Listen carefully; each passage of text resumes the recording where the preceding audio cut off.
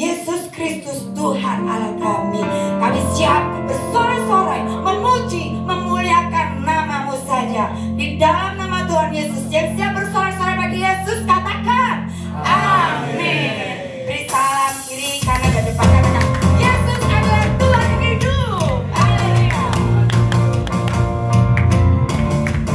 Kita mau beritakan sampai seluruh dunia tahu bahwa Tuhan kita Yesus hidup. Amin. Sama-sama kita tangan di atas kepala.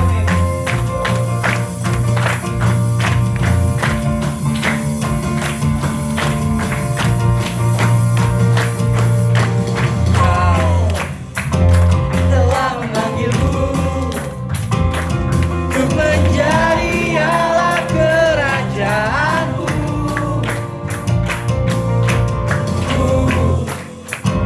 Mau melangkah maju, sebab Roh Kuduslah yang memampukanku.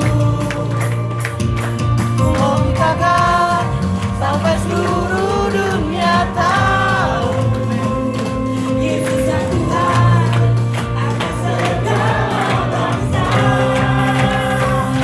Pakailah Tuhan seluruh kehidupanku, ku ciptakan kebesaranmu, kekuatanmu bagimu Tuhan segenap masa mudaku, sampai akhir nafas hidupku.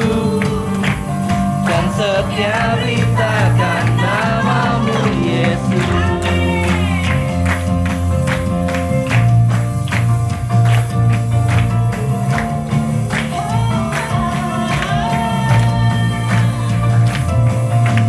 Kau telah memanggilku untuk menjadi Allah kerajaanmu.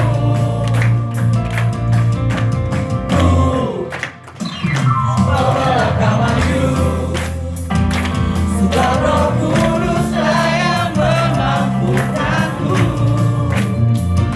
Ku mau mintakan sampai seluruh dunia tahu Yesuslah Tuhan atas segala bangsa. Pakailah Tuhan seluruh kehidupanku, ku ciptakan kebesaranmu, kekuatanmu bagimu Tuhan segenap masa mudaku, sampai akhir nafas hidupku.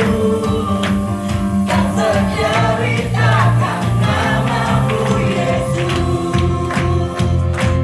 Karena kami Tuhan dalam kompak setiap kami untuk bisa menceritakan kebesaran kebenaran-Mu Yesus. Hari Bapak Ibu Saudara, kita mau memberitakan Yesus kebenarannya di kepala. Sama lagi ikutin saya ya.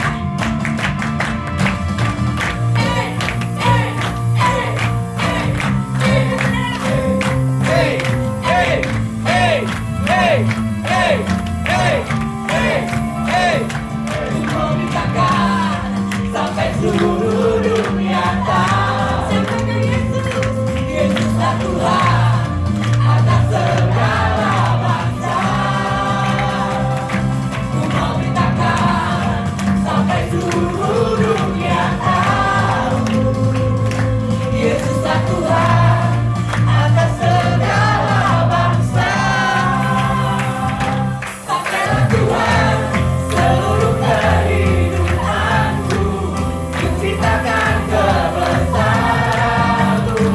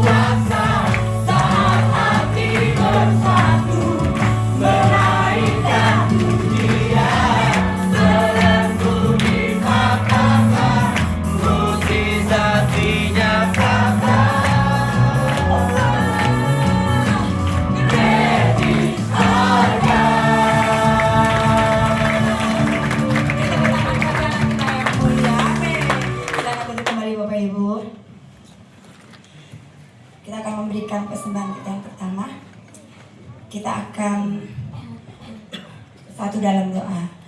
Bapa di surga, terima kasih Tuhan untuk kebaikan-Mu, untuk berkat-Mu yang selalu mengalir dan melimpah di setiap kami.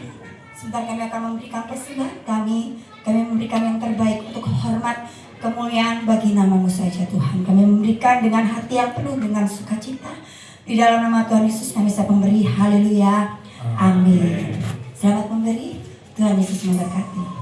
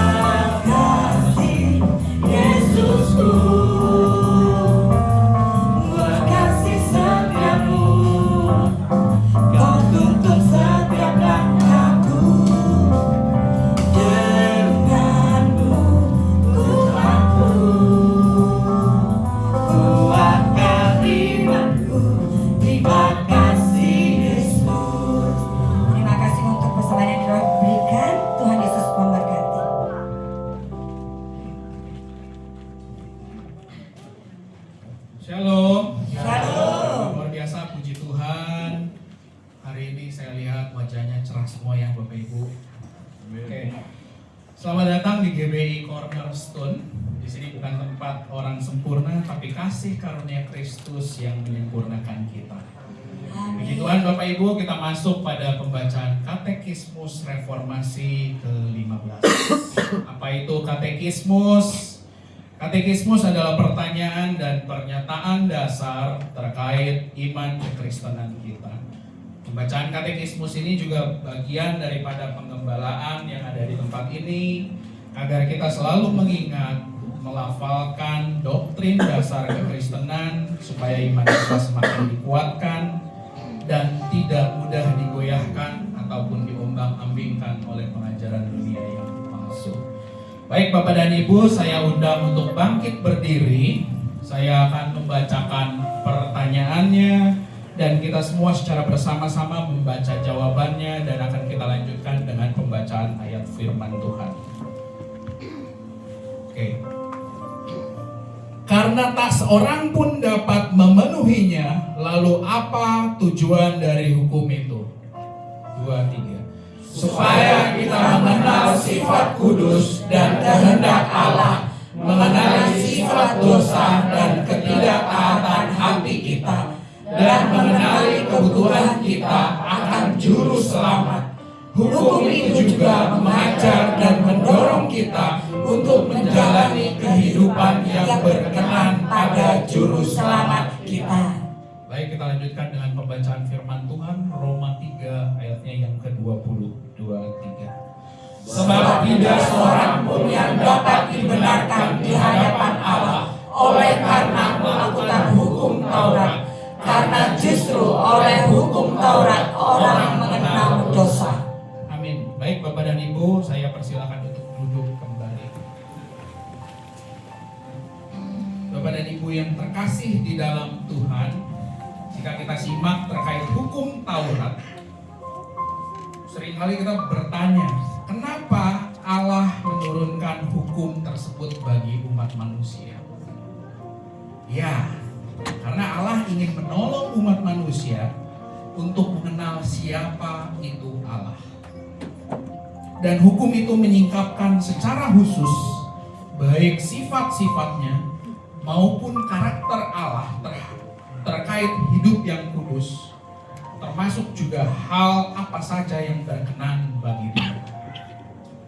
Hukum Allah menyingkapkan dengan sangat jelas karakter dan kualitas-kualitas moral Allah itu sendiri. Allah tidak menuntut kita untuk melakukan hal yang semena-mena. Allah juga tidak menuntut kita untuk melakukan yang Dia sendiri tidak berkenan untuk dilakukan. Jadi moralitas itu berakar pada karakter Allah.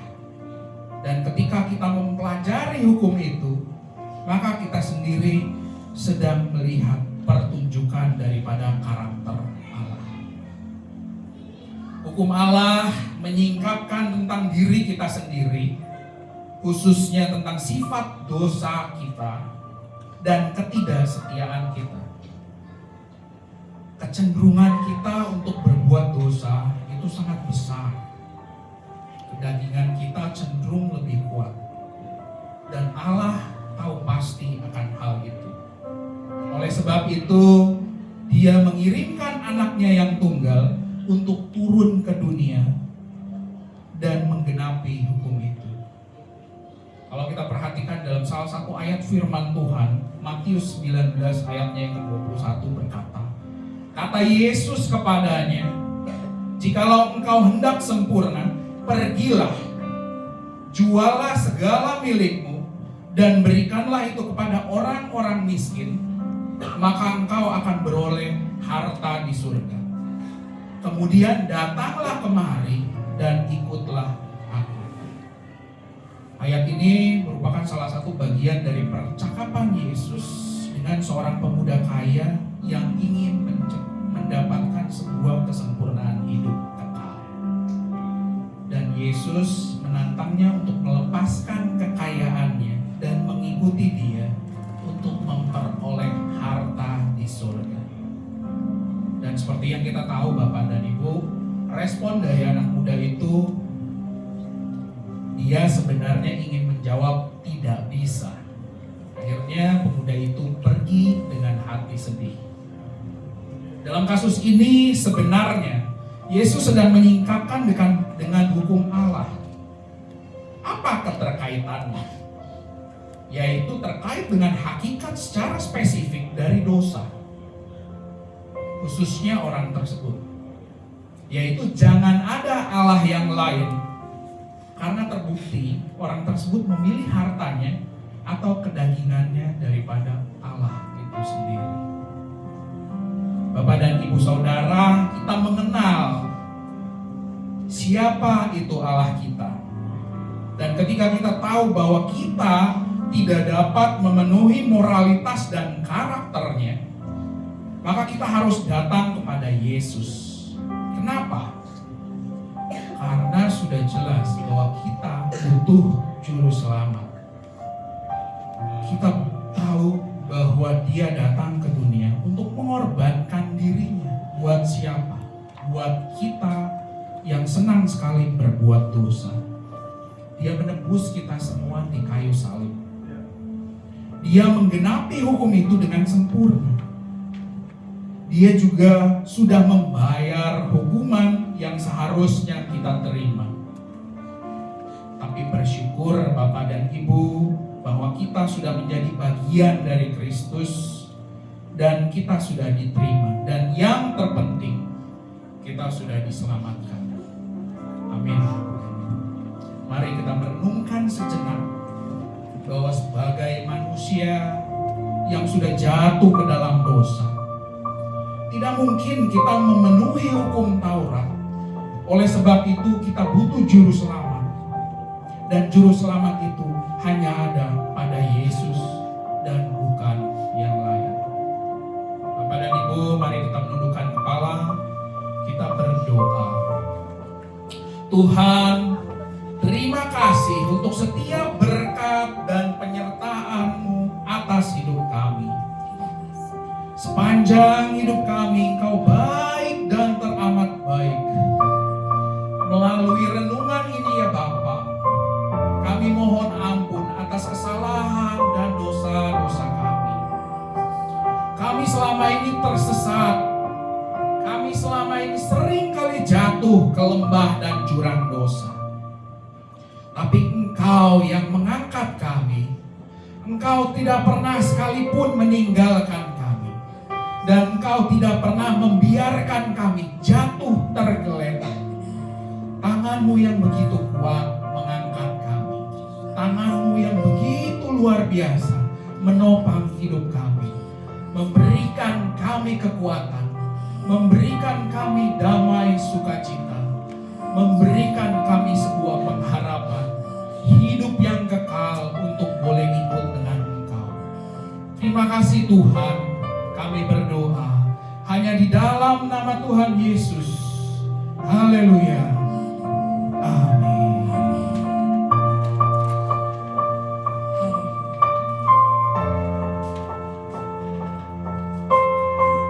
Haleluya. Hanya di dalam nama-Mu saja Tuhan, nama yang indah. Hanya di dalam nama-Mu saja, nama yang penuh kuasa, nama yang ajaib Tuhan. Sungguh Kau indah, sungguh Kau luar biasa. Yesus Kristus, kami mau menyembah-Mu Tuhan.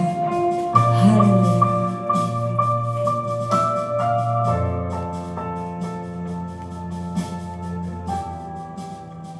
My beloved is the most beautiful among thousands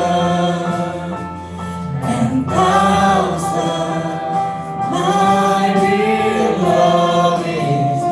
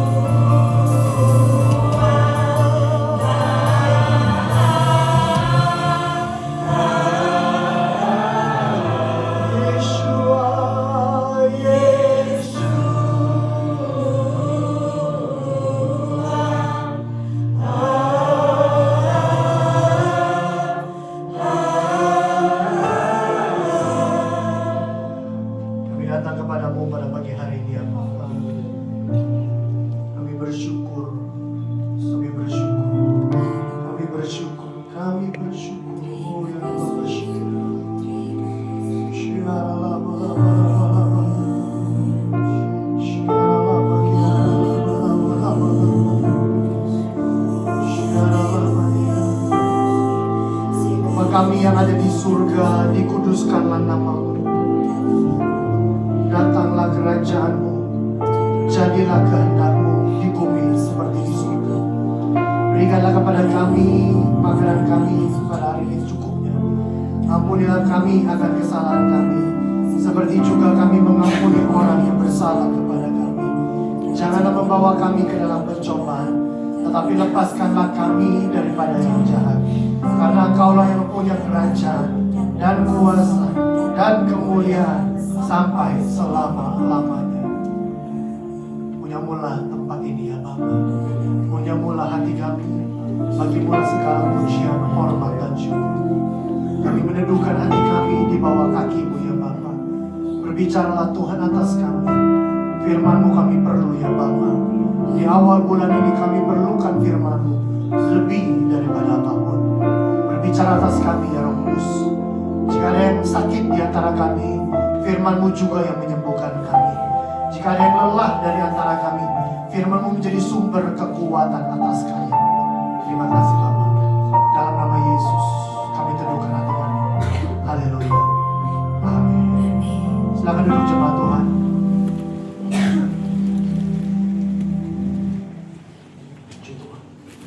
Selamat pagi buat kita semua, Bapak Ibu Saudara. Shalom. Sekali lagi shalom. Puji Tuhan. Selamat memasuki bulan September, Bapak Ibu Saudara. Saya percaya bulan ini adalah bulan penuh berkat. Amen. Yang jawab sedikit ya. Saya percaya bulan ini bulan yang penuh berkat. Yang setuju bilang amin. Amin. Bapak Ibu Saudara, pertama saya mau umumkan bulan November nanti 2 bulan lagi akan ada baptisan air. Bagi Bapak Ibu Saudara yang belum memberi diri dibaptis, ayo beri diri dibaptis. Ya, beri diri dibaptis. Usia minimal 12 tahun. Ya, Bapak Ibu Saudara, beri diri dibaptis. Oh. Ada kemarin pertanyaan gini, Pastor saya dulu dibaptis waktu anak-anak, waktu bayi. Boleh gak saya dibaptis ulang? Boleh. Oh. Karena ada perbedaan Bapak Ibu Saudara, bukan perbedaan di materinya, bukan. Tapi perbedaannya apa? Di pemahamannya. Kalau dulu mungkin kita Bapak Ibu ada yang dibaptis waktu bayi kan, baptisan itu kan lambang pertobatan. Bayi apa yang mau dipertobatkan? Makanya berbeda dengan apa yang akan kita kerjakan besok. Jadi usia minimal 12 tahun dan wajib mengikuti kelas. Biasanya ada katekisasi ya Bapak Ibu Saudara.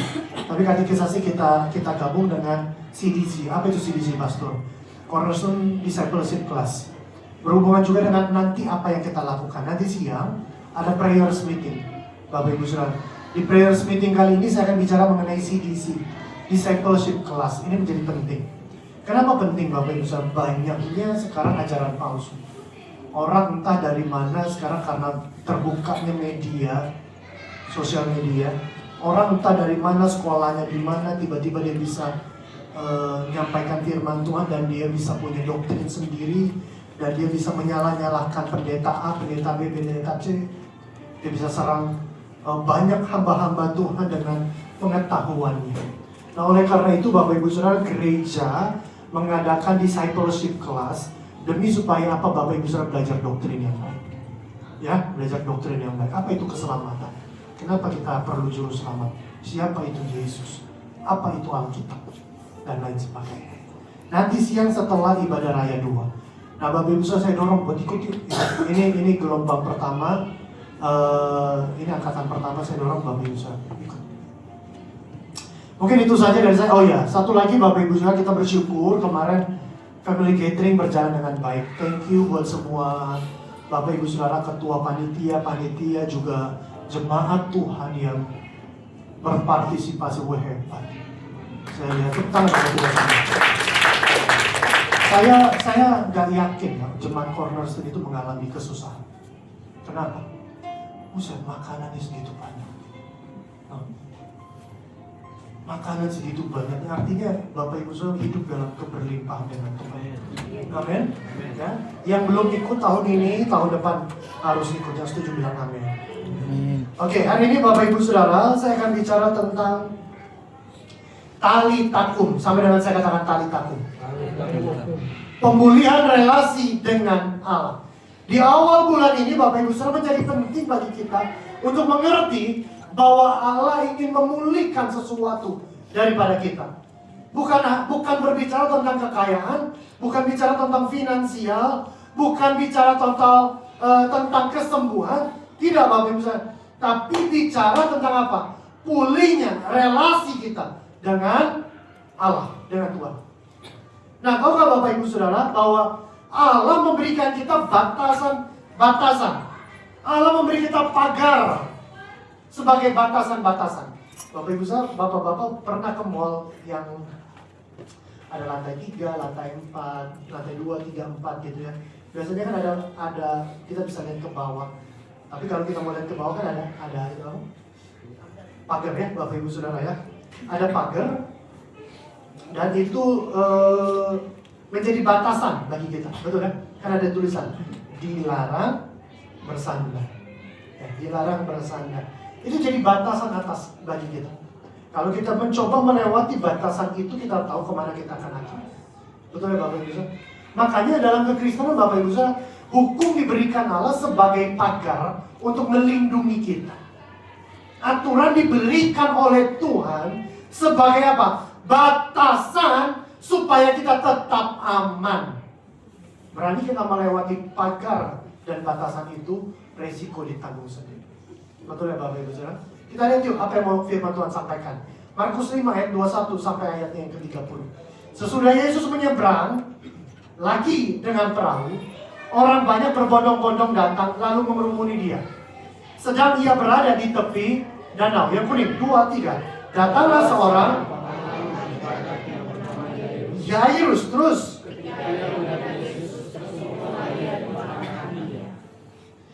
dan memohon dengan sangat kepadanya, anakku perempuan sedang sakit, hampir mati. Datanglah kiranya dan letakkanlah tanganmu atasnya supaya ia selamat dan tetap hidup. 24. Lalu ketika Yesus dengan orang itu, orang banyak berbondong-bondong mengikuti dia dan sesat-sesatan dengan dia. Adalah di situ seorang perempuan yang sudah 12 tahun lamanya menderita pendarahan. 26. Ia telah berulang-ulang diobati oleh berbagai ahli, sehingga tidak sisa-sisa semua yang ada padanya. Namun sama sekali tidak ada padanya, malah sebaliknya keadaan yang buruk. Dia sudah mendengar berita tentang Yesus. Maka di tengah-tengah orang banyak itu, ia mendekati Yesus dari belakang dan menjamah jubahnya. Terus, sebab Katanya, asal ku jamah saja jubahnya, aku akan sembuh. seketika itu juga berhentilah pendarahannya, dan ia merasa bahwa badannya sudah sembuh dari penyakitnya. 30. Pada ketika itu juga Yesus mengakui bahwa ada tanda yang keluar dari dirinya. Lalu ia berpaling di tengah orang dan bertanya, siapa yang menjamah jubahku? Amin. Cukup sampai situ, Bapak Ibu Saudara. Ini kisah yang menarik. Mungkin Bapak Ibu Saudara yang sudah Kristen dari kecil sudah hafal apa yang akan terjadi melalui kisah ini. Betul ya Bapak Ibu Saudara? Tentang apa yang terjadi kepada anak Yairus dan perempuan yang 12 tahun pendarahan. Tetapi tahukah Bapak Ibu Saudara, ada hal yang menarik yang akan kita pelajari hari ini. Apa Bapak Ibu Saudara? Kalau kita melihat bahwa kisah ini Bapak Ibu Saudara, ada kisah dalam ilmu teologi disebut teologi sandwich atau teologi burger. Di dalam satu cerita ada cerita lagi. Ya Bapak Ibu Saudara, tadi kan Alkitab bagian yang tadi di awal, ayat yang ke-21 tadi, kita menemukan bahwa Yairus datang kepada Kristus dan minta tolong anaknya sakit. Di tengah perjalanannya ada muncul seorang perempuan yang menjamah ujung jubah Kristus. Jadi ada cerita di dalam cerita dan nanti ujungnya cerita Yairus lagi, seperti burger atau sandwich. Ini disebut teologi sandwich. Pokoknya Bapak Ibu Saudara dengar khotbah saya, makin hari makin pintar. Amin. Gak bisa dibodohin pendeta palsu. Amin. Anak-anakku juga makin pintar. Ya, lanjut. Jadi ini kisah yang menarik. Kenapa menarik? Catat ya Bapak Ibu Saudara. Punya 2 kesamaan. Punya banyak hal yang saya sebut kembar atau 2 kesamaan. Yang pertama, siapa yang sakit? Kita mencatatkan Yairus punya anaknya jenis kelaminnya apa? Perempuan Orang yang sakit 12 tahun pendarahan juga perempuan. Pertama, yang sama-sama, sorry ya, kenapa saya jadi blank?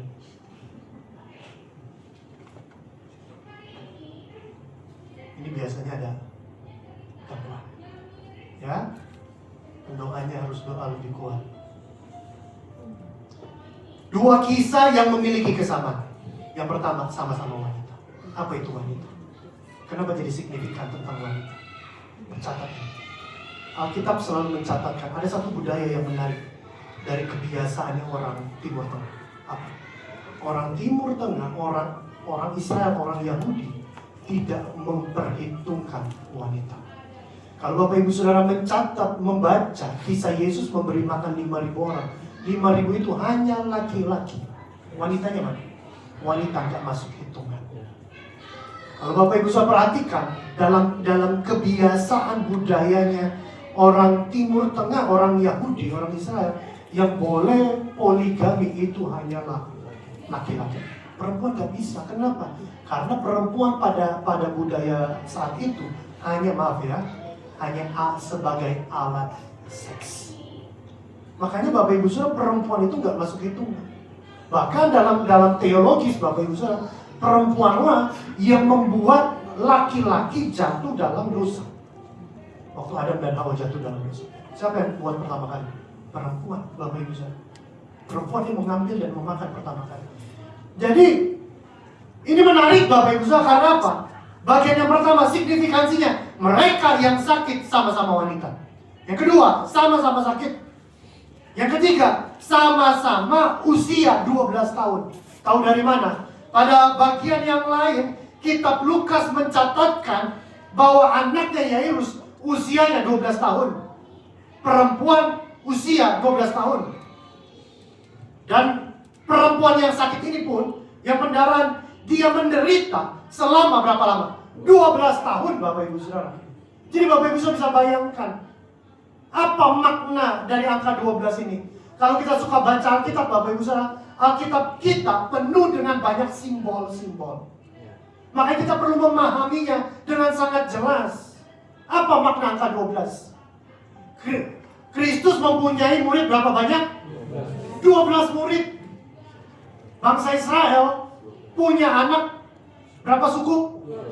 12 suku. Jadi lambang 12 pada bagian ini adalah sebuah gambaran tentang keadaan Israel yang sedang sakit. Tapi bukan hanya sakit fisik, tapi sakit rohani. Rohaninya sakit. Rohaninya sakit. Mereka butuh juru selamat. Mereka butuh penyembuh. Tidak dengan kekuatan manusia, tapi dari kekuatan Allah. Yang keempat, sama-sama tidak disebutkan namanya. Anaknya Yairus, kita nggak tahu namanya. Perempuan yang 12 tahun sakit ini, tidak kita tahu namanya.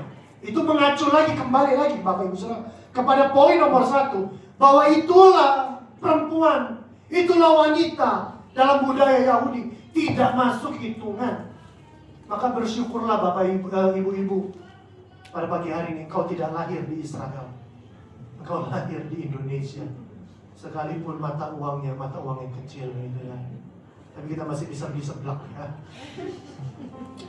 Yang kelima, sama-sama membutuhkan pertolongan. Yang keenam, nah ini yang menarik, sama-sama menginterupsi. Tahu dari mana? Lihat, tadi di ayat 21, Yesus baru turun, Yesus lagi ngomong, lagi bicara sama para murid. Yairus datang, Yairus menginterupsi, dan Yairus minta tolong. Di tengah perjalanannya Bapak Ibu Saudara, Yairus pun kena interupsi dari perempuan ini. Ini menjadi hal yang menarik. Catat Bapak Ibu Saudara. Kenapa? Karena interupsi adalah bagian yang tidak terpisahkan dari kehidupan orang percaya. Bapak Ibu Saudara tahu interupsi itu apa? Lagi sidang DPR, interupsi ketua, interupsi pimpinan. Biasanya gitu Bapak Ibu Saudara. Tapi ternyata dalam kehidupan rohani pun hal ini seringkali terjadi. Apa yang sebenarnya terjadi? Kalau tadi kita baca dari ayat 23 sampai ayat 25, di tengah-tengah perjalanan Yesus, Yairus datang meminta tolong supaya Yesus meletakkan tangannya di atas anaknya supaya tetap selamat dan hidup. Di tengah perjalanannya, Yairus dan Kristus mengalami interupsi dari perempuan yang sakit menderita pendarahan selama 12 tahun. Apa yang terjadi? Terjadi interupsi. Apa itu interupsi? Interupsi adalah cara Allah mengingatkan bahwa kita bukan pengendali waktu dan hidup kita. Amin Bapak Ibu. Apa yang kita anggap keterlambatan adalah momen Allah memperlihatkan kemuliaan yang lebih besar. Bapak Ibu pernah gak ngalamin kayak gini? Apakah ini engkau? Engkau adalah tipe orang yang sangat terjadwal, sangat rapi punya jadwal. Hari ini harus begini. Pagi bangun pagi, sarapan, habis itu jalan ke kantor, terus nyampe kantor ketemu teman, ini yang mau dia omongin, ini yang mau dibicarain, jam 1 begini, jam 2 begini, jam 3 begini. Sangat detail apa yang mau dikerjakan, betul ya? Tapi kalau di tengah-tengah segala sesuatu yang sudah kita atur jadwalnya, tiba-tiba terjadi sebuah perubahan, itu yang disebut interupsi. Nah, tahu gak Bapak Ibu, saya dengan Pastor Anita, dengan istri saya, beberapa tahun yang lalu waktu kami di Dili, kami punya sebuah keinginan dan kerinduan. Karena waktu itu kami tidak pernah berpikir kami akan kembali ke Indonesia untuk melayani di Indonesia, tidak. Nah, waktu itu kami punya anak baru band. Dan kami berpikir band mau disekolahkan di mana. Nah, waktu itu kami lihat kekuatan dana kami, keuangan kami tidak cukup kalau dia mau sekolah di internasional. Tidak mungkin juga dia sekolah di sekolah negeri di sana Bapak Ibu, karena dia bukan warga negara Timor Leste. Gak bisa. Jadi minimal harus sekolah swasta. Nah, waktu itu kami lihat kekuatan keuangan kami, cocoknya cuma bisa di sekolah Filipina. Yang standar lah. Yang pas-pas dengan keuangan kami. Nah, tahukah Bapak Ibu Saudara, kami sudah survei, kami sudah cek, bahkan Bennett sudah trial berapa kali dan dia udah mulai cocok. Ternyata Tuhan melakukan interupsi. Tuhan melakukan interupsi di mana kami sudah memikirkan bahwa nanti mau begini, nanti kelas 2, nanti naik SD dia pindah ke sekolah ini. Kami sudah atur sedemikian rupa masa depan apa yang dikerjakan anak kami. Tapi ternyata di tengah-tengah jalan, di tengah-tengah kehidupan, Tuhan melakukan interupsi Bapak Ibu Saudara. Melalui apa? Istri saya sakit dan tidak kunjung sembuh. Akhirnya dengan sakitnya dia, kami mengambil keputusan untuk pulang ke Indonesia. Apa yang telah kami bayar di sekolah, udah hilang. Lihat Bapak Ibu Saudara, itu adalah cara Tuhan mengingatkan kepada kami bahwa kami bukanlah pengendali waktu dan hidup. Mungkin hidupmu juga begitu Bapak Ibu Saudara. Hari ini kau sudah planning A, planning B, planning C. Nanti bulan Oktober begini, bulan November begini, bulan Desember begini. Tutup close book, proyek aman, semua jalan dengan beres. Semua tagihan lancar. Sudah kita atur sedemikian rupa. Ternyata di tengah-tengah ada interupsi. Dengar Bapak Ibu Saudara, itu cara Tuhan menunjukkan kepada kita. Bukan kita bosnya, bukan kita penguasanya, Dia penguasanya. Setuju bilang amin. Tuhan pakai banyak cara untuk ajarkan kepada kita. Bukan kamu pemilik kehidupan, bukan engkau pemilik kehidupan, Dialah pemilik kehidupan. Setuju bilang amin. Kita lihat Bapak Ibu pada bagian ini. Ia telah berulang-ulang diobati oleh berbagai tabib. Telah dihabiskan semua yang ada padanya. Namun sama sekali tidak ada faedahnya. Malah sebaliknya, keadaannya semakin memburuk. Ayat 26. Apa yang sebenarnya terjadi? Kalau kita lihat yang kuning di atas Bapak Ibu, telah dihabiskan semua yang ada padanya. Apa yang ada padanya? Habis. Kita pikir kita punya banyak harapan karena kita punya banyak hal dalam genggaman tangan. Berapa banyak kita kayak gitu? Kita pikir kita punya banyak harapan karena aku pegang segala sesuatunya. Aku bisa A, aku bisa C, aku bisa D. Wih, banyak yang bisa kita pegang. Kita pikir dengan banyaknya harta, kita bisa lakukan segala sesuatu dalam hidup ini. Coba kita lihat di depan. Kadangkala Tuhan bukan cuma berintervensi dalam hidup kita, tapi juga Ia melakukan interupsi dan instruksi dalam hidup kita. Apa sih maksudnya?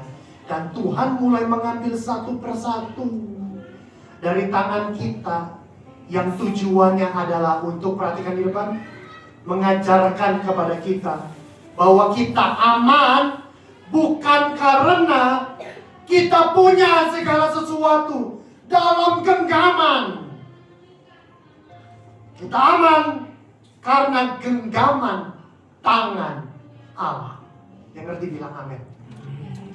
Jangan kita pikir Bapak Ibu Saudara, banyaknya relasi, banyaknya harta, banyaknya keuangan, posisiku memberikan rasa aman bagi hidupku. Halo Bapak Ibu Saudara. Makanya sometimes Tuhan ambil satu persatu dari tangan kita, dikutip satu-satu, dikutip sama Tuhan, diambil satu persatu. Untuk apa? Dia kasih tahu kita bahwa kamu aman bukan karena kamu punya segala sesuatu. Hidupmu aman karena ada tangan Tuhan yang pegang engkau. Pernikahanmu sampai hari ini bertahan. Kenapa? Karena ada tangan Tuhan yang menyertai engkau. Masa depanmu aman karena apa? Ada tangan Tuhan yang terus menerus memegang dan tidak melepaskan kita. Setuju Bapak Ibu? Amin. Coba perhatikan dalam ayat 25 tadi Bapak Ibu Saudara. Dia seorang perempuan yang sudah 12 tahun menderita pendarahan, telah diobati berulang-ulang, telah dihabiskan semuanya, sama sekali tidak ada faedahnya, malah keadaannya semakin memburuk.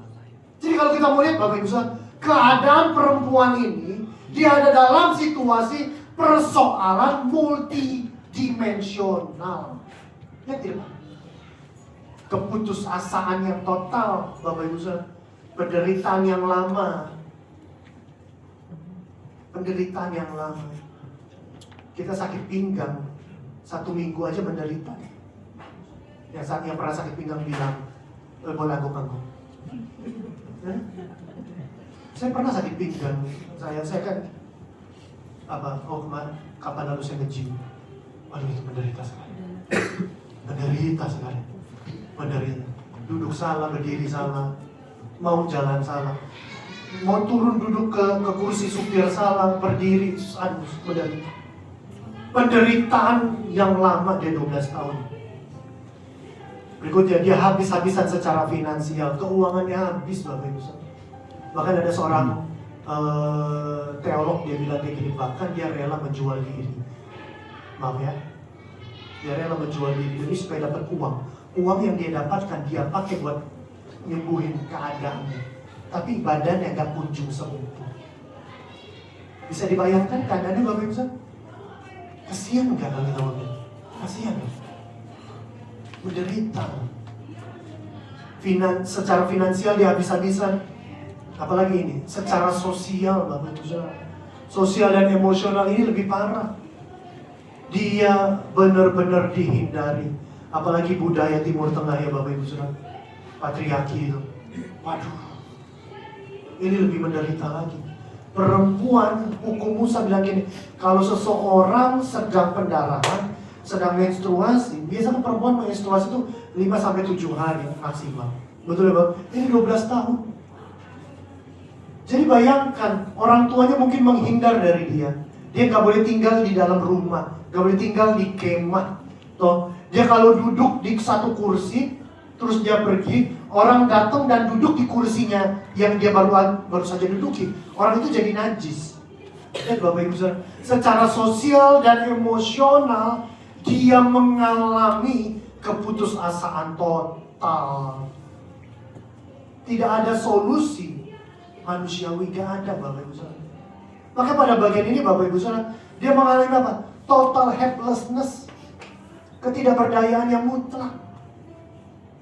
Mutlak deh Bapak Ibu Saudara. Dia gak punya apa-apa lagi.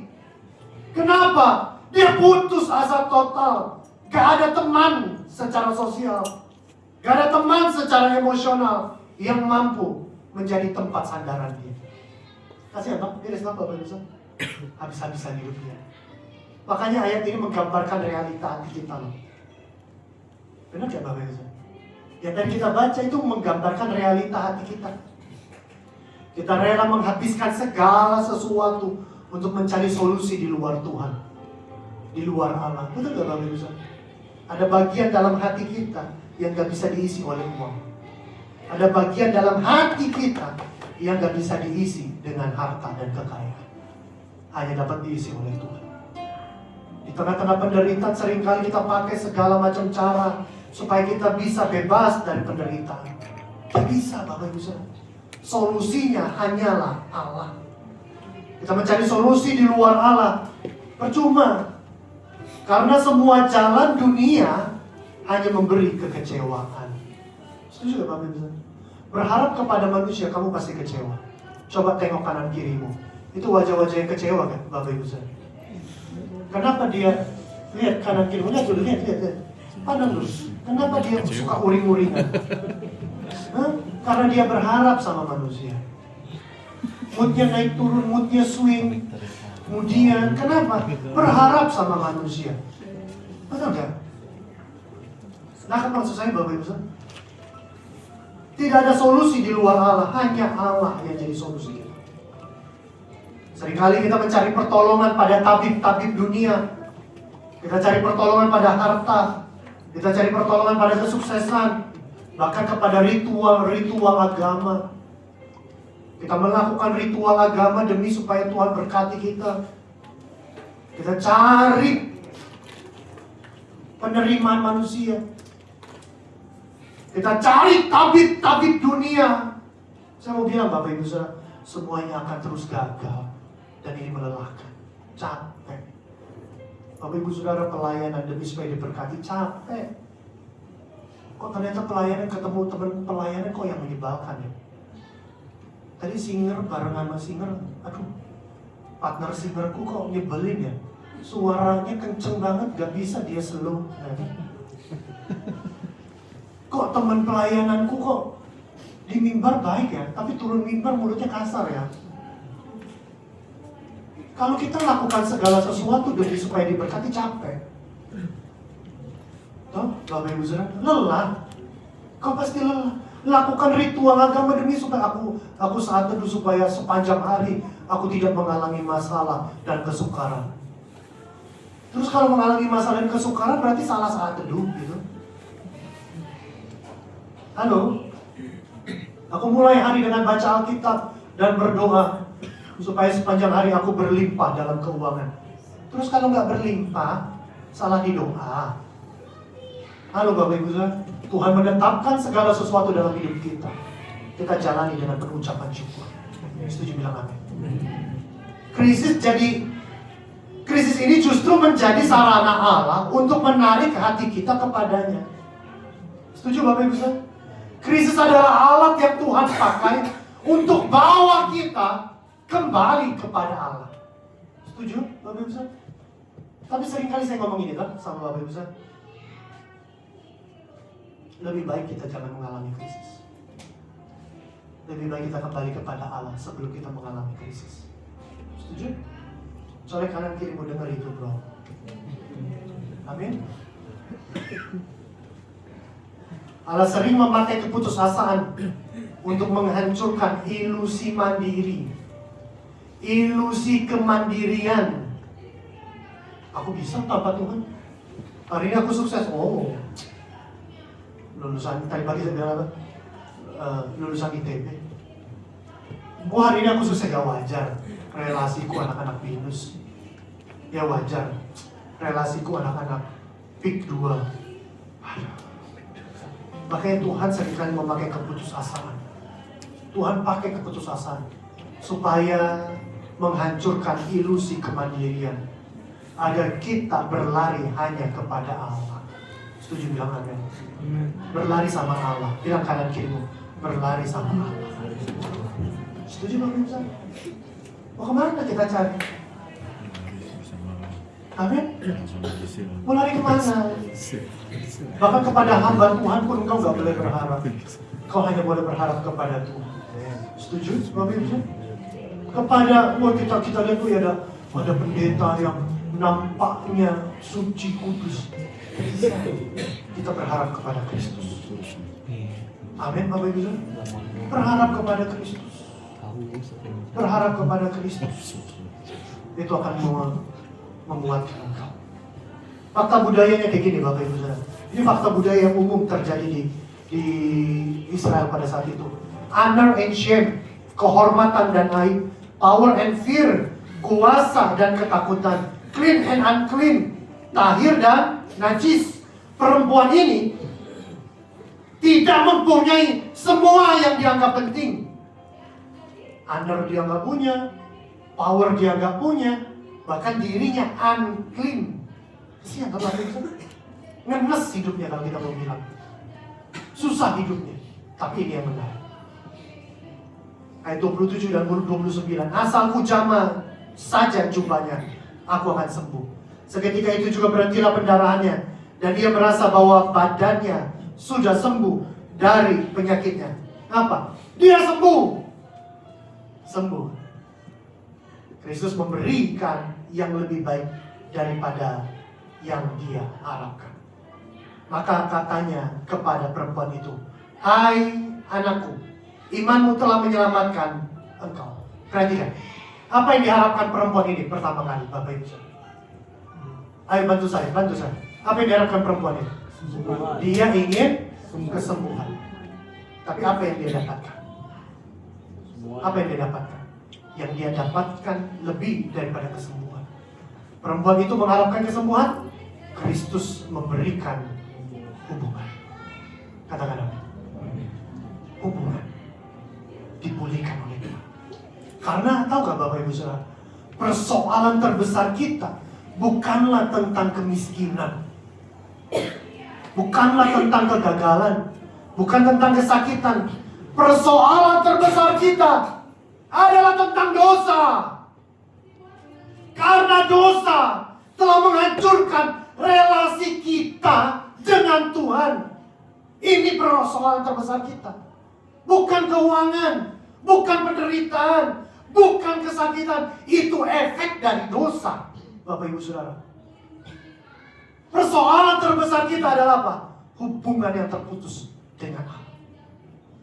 Oleh karena itu Bapak Ibu Saudara, kekristenan hakikatnya tentang hubungan, bukan hanya tentang aturan. Penerimaan, bukan tuntutan. Kasih sayang, bukan ketakutan. Setuju bilang? Berarti Bapak Ibu Saudara, ini hakikat kekristenan. Bukan hanya aturan A, aturan B, aturan C, dan seterusnya. Tapi tentang hubungan. Kita dipulihkan Tuhan. Kita dipulihkan Tuhan. Dan kita bisa dekat dengan Tuhan. Setuju Bapak Ibu? Ini anugerah. Gak bisa kita dapatkan dari mana-mana. Bagian yang terakhir. Ketika Yesus masih berbicara, datanglah orang dari keluarga kepala rumah ibadat itu dan berkata, anakmu sudah mati. Apa perlunya lagi engkau menyusah-nyusahkan guru? 36 baca 2, 3. Tapi Yesus terus jangan takut, percaya saja. Percaya saja. Colek kanan kirimu 2, 3. Jangan takut, percaya saja. Colek. Kalau Ruth gak ada yang colek, yang ngomong sama diri sendiri. 1, 2, 3. Jangan takut, percaya saja. Amin. Kematian adalah puncak ketakutan manusia, Bapak Ibu Saudara. Manusia rela melakukan apapun demi menghindarinya. Betul gak Bapak Ibu Saudara? Kita rela lakukan apapun demi supaya kita gak mati. Ini puncak ketakutan manusia. Itulah mengapa Kristus bilang jangan takut. Aku mengalahkan maut. Perkataan Yesus ini adalah apa? Panggilan untuk mengalihkan fokus dari situasi yang menakutkan kepada keandalan Kristus. Takut timbul karena kita menaruh harapan pada hal-hal duniawi. Mungkin itu anak, mungkin itu kesehatan, mungkin itu hidup. Tetapi Kristus menegaskan bahwa iman padanya lebih kuat daripada maut. Setuju kan? Betul nggak Bapak? Lebih kuat daripada maut. Ayo Bapak Ibu sudah berharap sama Tuhan. Jangan berharap sama manusia. Soalnya kadang kita berharap sama Tuhan. Berharap sama Tuhan. Dia tidak akan mengecewakanmu. Dia lebih kuat daripada ketakutan. Dia lebih hebat daripada ketakutanmu. Bahkan itu maut sekali. Faith over sight. Iman sejati dalam percaya pada janji Allah. Saya udah mulai singgah pada depan. Meskipun semua tanda lahir yang berkata mustahil. Dalam kedaulatan Tuhan Yesus telah, bukan karena ia lalai, tetapi karena ia ingin menunjukkan kuasanya lebih besar. Bukan hanya menyembuhkan sakit, tetapi mengalahkan maut. Lalu dipeganglah tangan anak itu dan katanya, Talita kum, yang berarti, hai anak, aku berkata kepadamu, bangun. Amin. Amin. Sekali lagi Bapak Ibu saya ingin dipulihkan Tuhan adalah apa?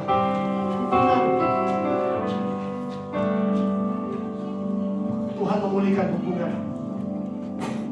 Tuhan pulihkan relasi yang pulih mendorong kita untuk memanggilnya apa? Ya Aba, ya Bapa. Amin. Saya undang Bapak Ibu bisa bangkit. Saya undang Pastor Anita maju ke depan.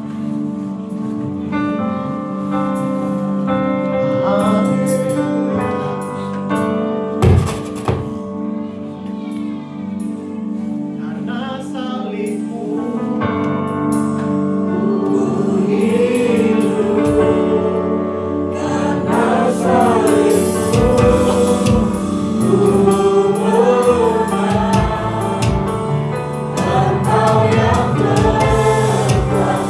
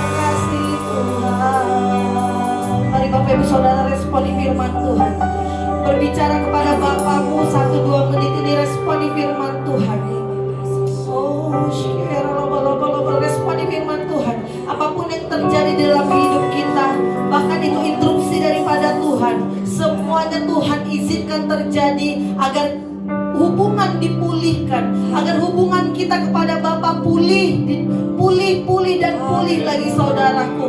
Mari responi firman Tuhan, responi firman Tuhan. Bagaimana hubunganmu dengan Bapa selama ini?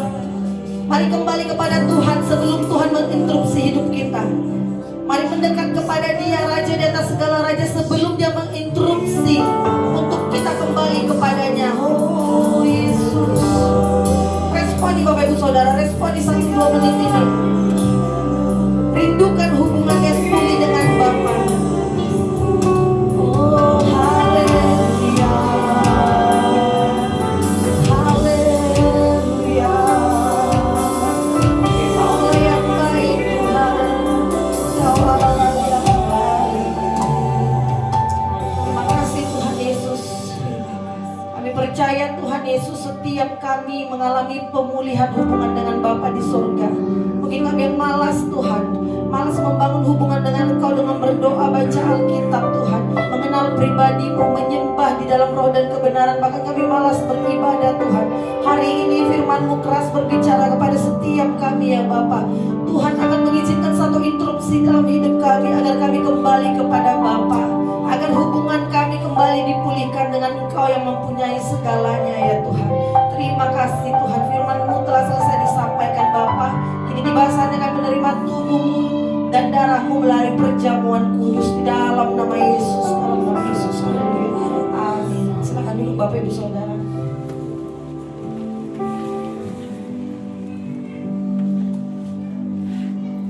Saya undang pembawa perjamuan kudus boleh maju ke depan.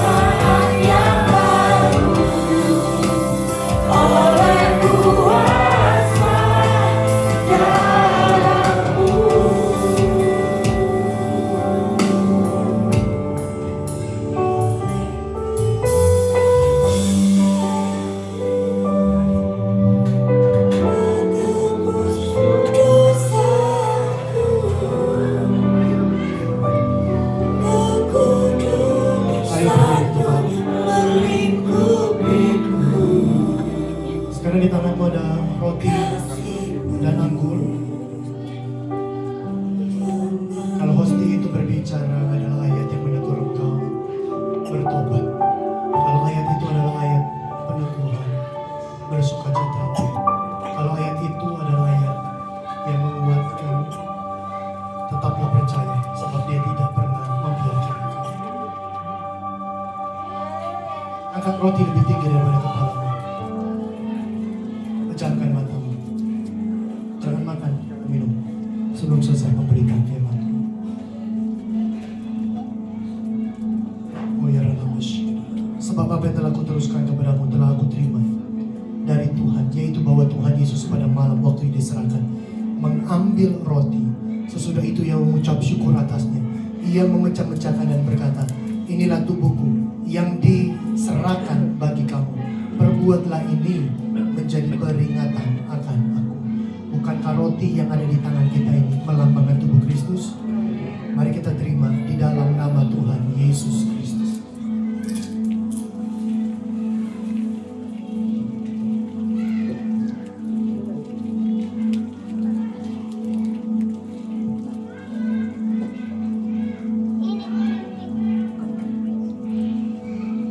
Angkat cawan lebih tinggi daripada kepalamu.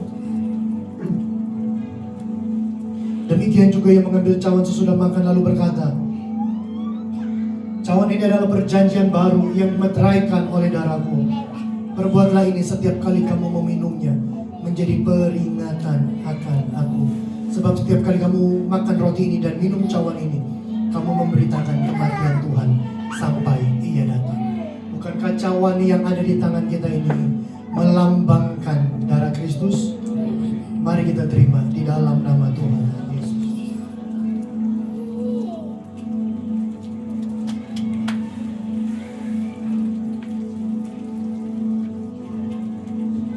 Sembah Tuhan. Sembah Tuhan. Sembah Tuhan.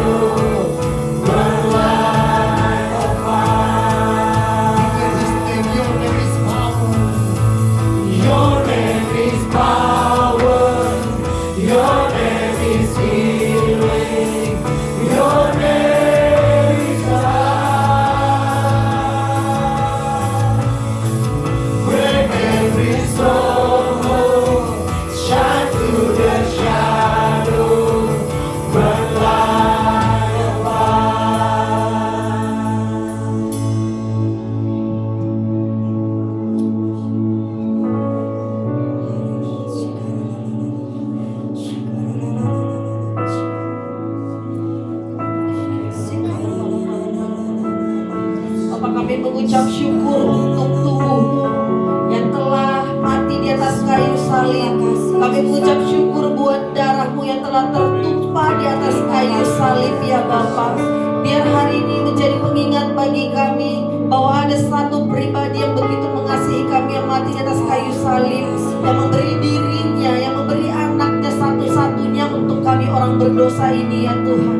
Kiranya Roh Kudus memampukan kami ya Bapa, semakin hari semakin hidup serupa dengan Kristus, menjadi terang dimanapun kami berada ya Tuhan, menjadi berkat dimanapun kami berada ya Bapa. Hamba berdoa di dalam nama Yesus, mari kepala keluarga angkat kedua tanganmu.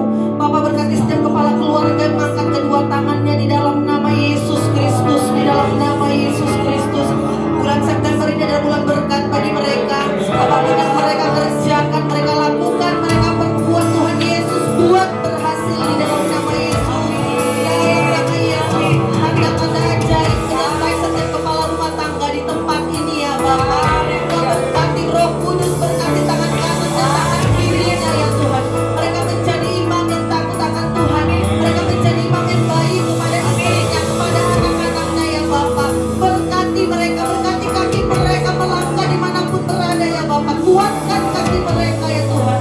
Sekalipun mereka hampir jatuh, mereka tidak akan jatuh ya Tuhan. Karena ada Roh Kudus yang menopang setiap kepala keluarga di tempat ini ya Bapa.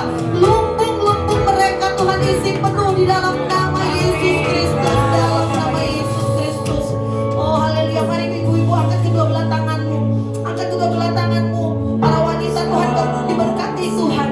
Tuhan Yesus berkati para ibu-ibu rumah tangga di tempat ini, para wanita-wanita karir di tempat ini, berkati Bapa di dalam nama Yesus Kristus. Berkati tangan kanan, tangan kirinya Tuhan Yesus. Roh Kudus pimpin apapun yang mereka kerjakan, baik mereka di kantornya, dalam pekerjaannya, bahkan melayani suaminya, bahkan mereka melayani anak-anaknya Bapak. Apapun yang mereka lakukan berdasarkan kasih atas Kristus kepada keluarganya. Anak yang dididik menjadi anak yang takut akan Tuhan. Keluarga yang dilayani adalah suami yang berbahagia ya Bapak. Apapun yang dikerjakan tangan ibu-ibu rumah tangga di tempat ini, bahkan wanita-wanita, Tuhan Yesus buat berhasil. Di dalam nama Yesus, tanda-tanda ajaib menyertai setiap para wanita, ibu-ibu di tempat ini ya Bapak. Mereka menjadi terang, garam dan berkat bagi banyak orang ya Bapak. Terima kasih Tuhan, terima kasih Bapak. Kami telah menerima darahmu dan tubuhmu Tuhan Yesus. Kami akan membawa hal ini selama sebulan ini menjadi kekuatan bagi kami ya Bapak. Terima kasih Yesus, terima kasih Roh Kudus. Kami siap menjalani sepanjang September ini, dari awal, pertengahan hingga akhirnya, karena kami tahu dan percaya bersama Engkau kami melangkah, hidup kami diberkati. Bersama dengan Engkau kami bisa melewati hari-hari yang sulit ini, yang sulit menjadi baik, yang tertutup menjadi terbuka, yang seolah-olah tidak ada jalan menjadi berkat yang besar bagi kami di bulan September ini Tuhan. Terima kasih Tuhan, di dalam nama Yesus Kristus. Kita telah menerima berkat Tuhan, sama-sama kita katakan amin, amin, amin. Selamat berbagai saudara, Tuhan Yesus memberkati. Terima kasih Pastor Liatan, Pastor Anita. Terima kasih Pastor Rio untuk firman Tuhan yang luar biasa. Diberkati firman Tuhan Bapak Ibu Saudara. Biar kita berkomitmen untuk membangun hubungan dengan Tuhan semakin erat dan melekat. Amin Bapak Ibu. Sebentar kita akan memberikan persembahan kita yang kedua. Mari kita bersatu di dalam doa. Bapa di dalam surga, kami mengucap syukur dan berterima kasih karena Engkau sungguh baik, teramat baik bagi setiap kami. Sebentar kami akan memberikan persembahan kami yang kedua. Biar Engkau berkati setiap kami Tuhan. Kami siap memberikan untuk hormat kemuliaan bagi nama-Mu.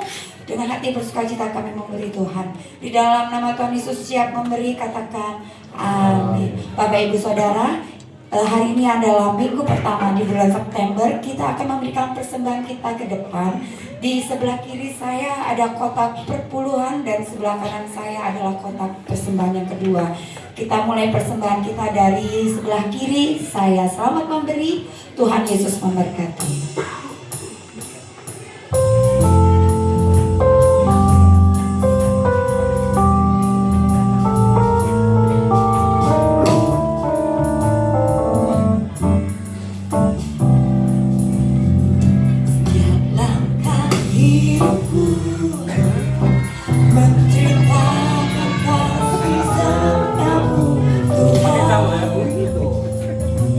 Bahagiaku ada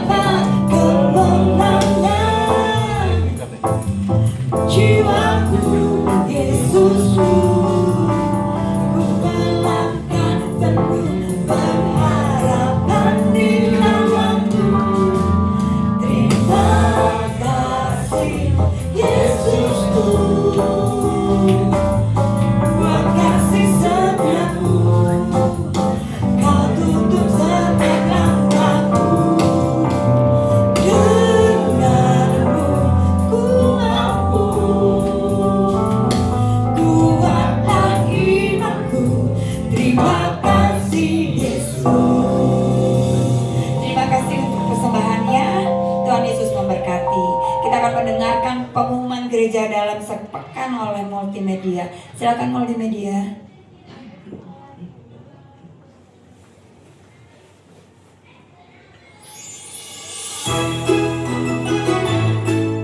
Shalom jemaat Tuhan yang terkasih, berikut pengumuman gereja dalam sepekan.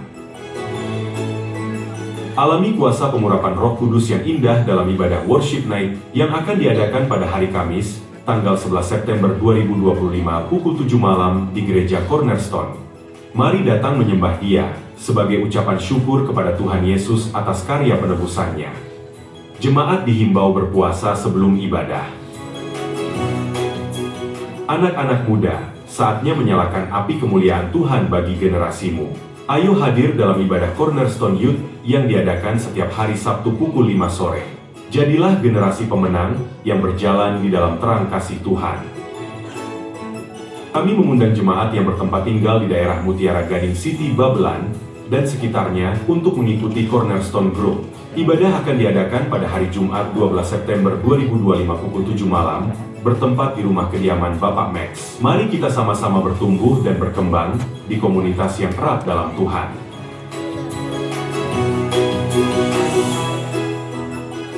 Badminton Cornerstone kembali hadir untuk jemaat di minggu depan.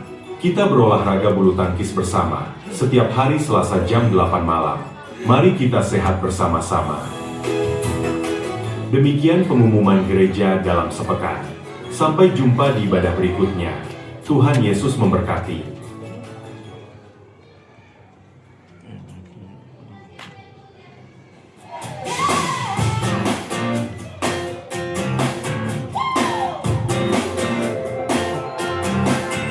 There's a light that shines with hope and grace, fills the sky with new mercy each day. We're alive. Let your glory pour out, Jesus. And there's a joy that overwhelms our souls, 'cause we know our God is in control of the flow. Let your favor pour out, Jesus. This is the day that the Lord has made. We will rejoice and be glad in it. This is the day that the Lord has made. We'll rejoice and be glad in it. Family Gathering, kali ini kita punya yel-yel. Bapak Ibu Saudara, kita mau bangkit berdiri dulu yuk. Instruksinya adalah CFG 2025 tertanam dan berakar di dalam Kristus. Oke, yang di depan harus semangat ya Pak ya. Oke, kita dengan suara yang kencang ya. CFG 2025 tertanam dan berakar dalam Kristus. Lagi. CFG 2025 tertanam dan berakar dalam Kristus. Oke, tepuk tangan buat kita semua. Angkat tangan yuk Bapak Ibu Saudara. Kita menyanyikan lagu ini lagi sama-sama. Tuhan tetap senantiasa bersyukur. Segala yang mudah mengatakan ini, tapi kita tahu Roh Tuhan ada dalam setiap terjadi. Tuhan tetap bersyukur, senantiasa bersyukur. Hatiku tak bersuka, setiap hari ini, hari yang terbaik. Ku ada di tanganmu, kau beri rancangan yang terindah. Tak hanya yang baik saja yang ku Karena kita adalah orang-orang yang dikuduskan untuk Tuhan, mau kita berakar. Berakar pada bagian ini Bapak Ibu Saudara, kemarin hari Minggu saya sempat sampaikan bahwa berakar pada bagian ini tidak hanya dalam gereja saja, tetapi kau perlu tertancap dalam Kristus.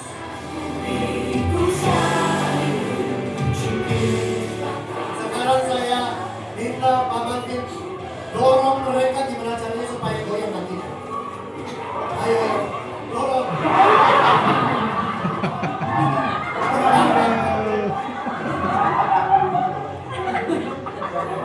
Dorong, bisa? Ini orang-orang kudus yang kau percaya di dalam kehidupan. Kami memegang tangannya ya Bapak. Seperti kau memegang tangan kami, pegang tangan umatmu ini ya Bapak. Pegang tangan sahabat-sahabat kami yang ada di kanan dan di kiri kami ya Bapak. Dalam nama Yesus Kristus. Untuk apapun yang terjadi, kami mau tetap berdiri kokoh di dalam Engkau ya Bapa. Tidak ada yang dapat memisahkan kami. Tidak ada yang dapat memisahkan kami. Kami diikat dengan kasih Kristus. Kami kuat. Kami mampu karena Kristus menopang kami. Terima kasih Bapa. Terima kasih. Kami bersyukur Kau menempatkan kami di gereja Kristus. Tempat ini kami bertahan. Tempat ini kami bertumbuh. Tempat ini kami berbuah untuk kemuliaan nama-Mu ya Bapa. Terima kasih Bapa. Amin. Yesus.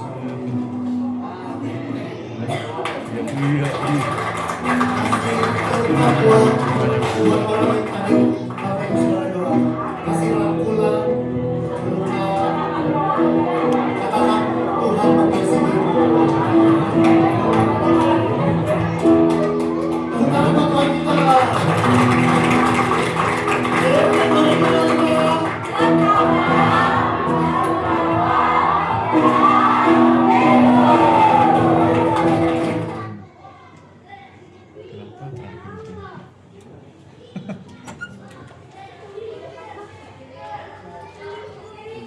Mari kita bangkit berdiri sama kini pada kita. Dan tahun ini tidak ikut CMG, tahun depan harus ikut ya. Amin. Ya habis tenaganya. Di tangan hambamu ada minyak urapan ya Bapak. Apa mengurapi setiap persembahan ini? Dalam nama Yesus, baik ini persembahan umum, persembahan syukur, persembahan persepuluhan dalam nama Tuhan Yesus Kristus.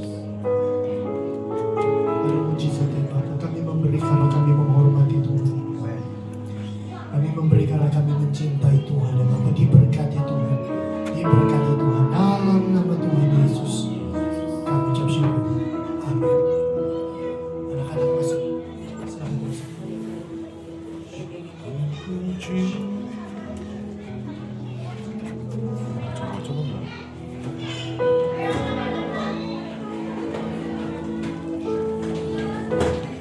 Lalu berdoa bagi anak-anak yang berkorban, Yesus yang berkorban, dalam nama Yesus yang berkorban.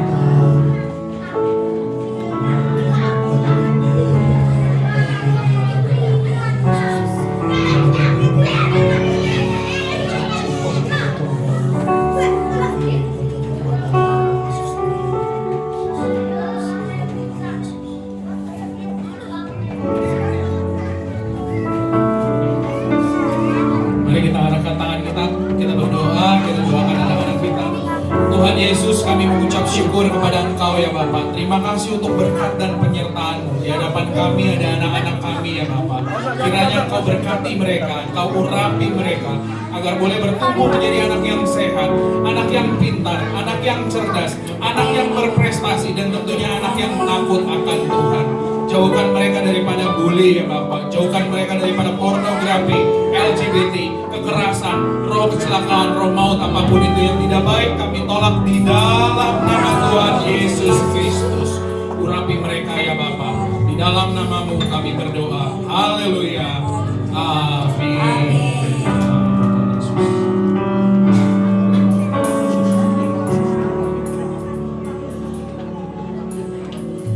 Angkat tanganmu di hadapan Tuhan.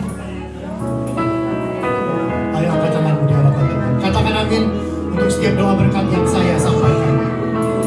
Tuhan memberkati engkau dan melindungi engkau. Tuhan menyinari engkau dengan wajahnya dan memberikan kau kasih karunia. Allah mengadakan wajahnya kepadamu dan memberikan kau damai.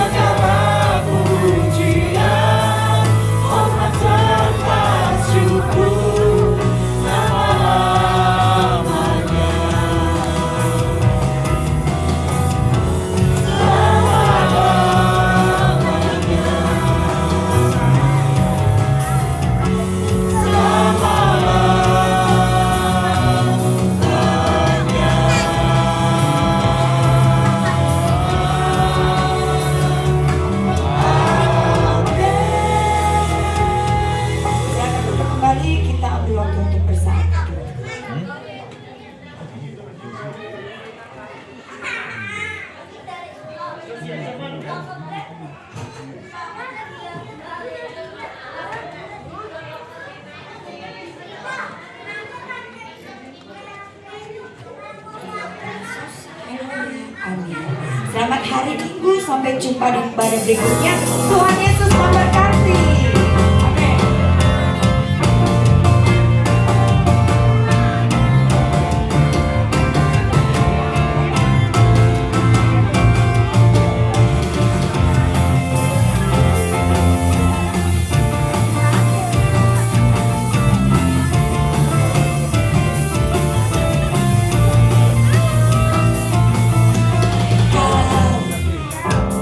Telah memanggilku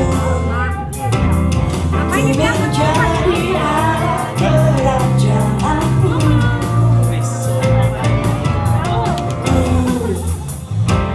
Membela maju sebagai kudusnya yang memampu aku. Ku memberitakan sampai seluruh dunia tahu Yesuslah Tuhan atas segala bangsa. Pakailah Tuhan seluruh kehidupan aku. Kasihkan kebesaranmu, perbuatanmu. Bagimu Tuhan segenap sambutan. Sampai akhir hidupku, kau setia beritakan namamu Yesus. Ayo yang di atas. Siap.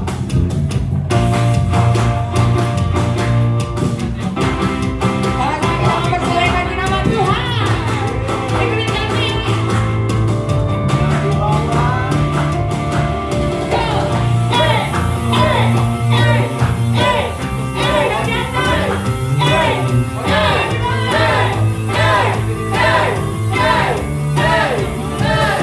Ku mau mintakan sampai seluruh dunia tahu.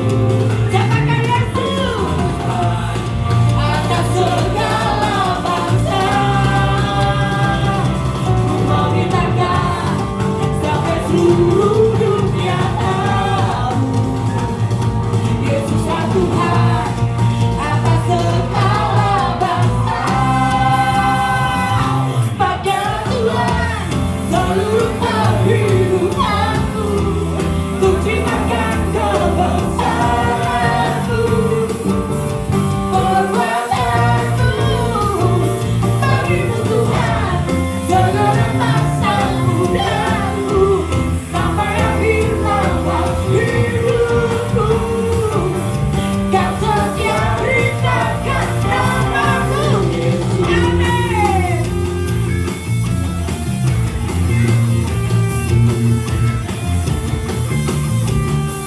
Kau setia beritakan namamu Yesus. Amin.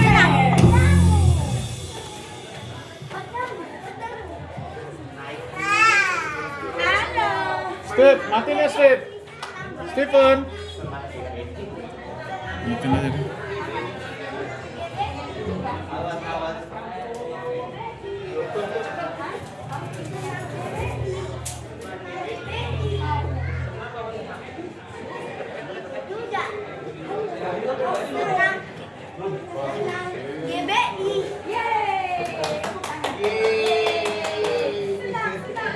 Oh, udah.